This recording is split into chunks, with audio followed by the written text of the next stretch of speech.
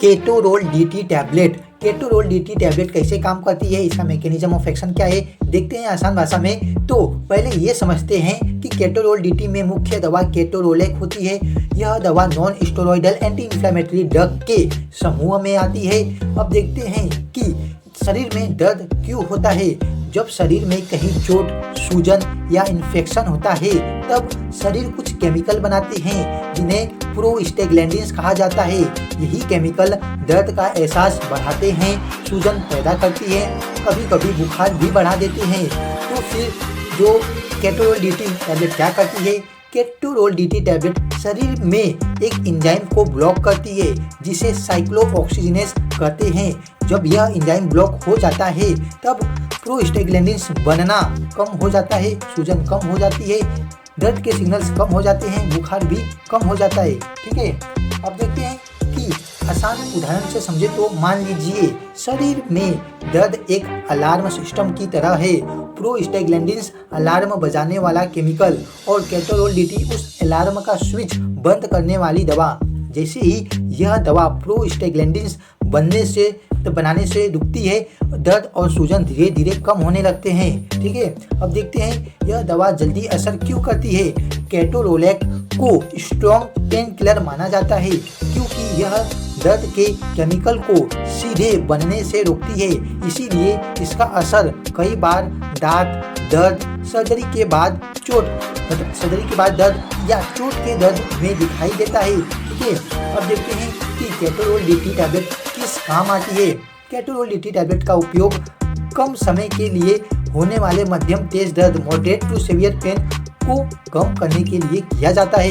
यह दवा 3 चीज़ों पर काम करता है, दर्द कम करना, सूजन कम करना, बुखार कम करना। ठीक है, और यह दवा हल्के दर्द या लंबे समय तक होने वाले दर्द के लिए इस्तेमाल नहीं की जाती। ठीक है, अब देखते हैं कि केटोरोल डीटी टैबलेट कैसे लेनी चाहिए। इसे डॉक्टर द्वारा बताई गई मात्रा डोज और समय के अनुसार ही लें।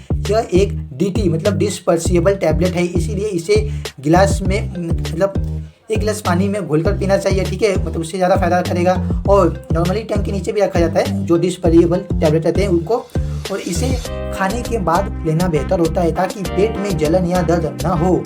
और अगर आपको दिल की बीमारी या स्ट्रोक का हिस्ट्री रहा है तो डॉक्टर को जरूर बताएं। ठीक है, अब देखते हैं कि केटोरोल डीटी टैबलेट के सामान्य साइड इफेक्ट्स क्या हो सकते हैं। तो वोमिटिंग उल्टी, पेट दर्द, stomach pain, nausea, indigestion, dizziness चक्कर आना और ड्रॉजीनेस, यह सब साइड इफेक्ट्स देखने को आपको मिल सकते हैं। ठीक है, और धुंधला दिखाई देना कि विजुअल डिस्टर्बेंस। ठीक है, तो ये देखा आपने साइड इफेक्ट्स। अब देखते हैं कि लंबे समय तक लेने से क्या खतरे हो सकते हैं इस टैबलेट के।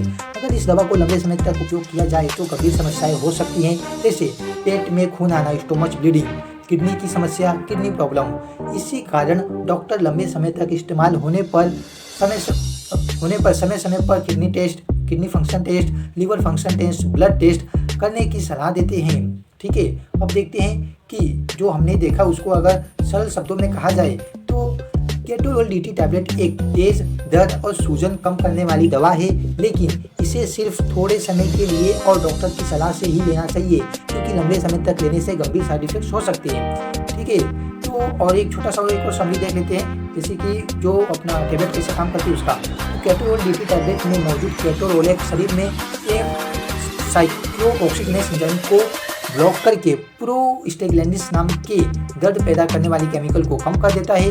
इसी वजह से दर्द, सूजन और बुखार में राहत मिलती है। ठीक है, तो और इस टैबलेट को डॉक्टर रेड्डी लैबोरेटरीज लिमिटेड द्वारा मार्केट किया जाता है। तो ये टैबलेट यहाँ पर खत्म होता है। अब देखते हैं हम अपना नेक्स्ट मेडिसिन। ठीक है,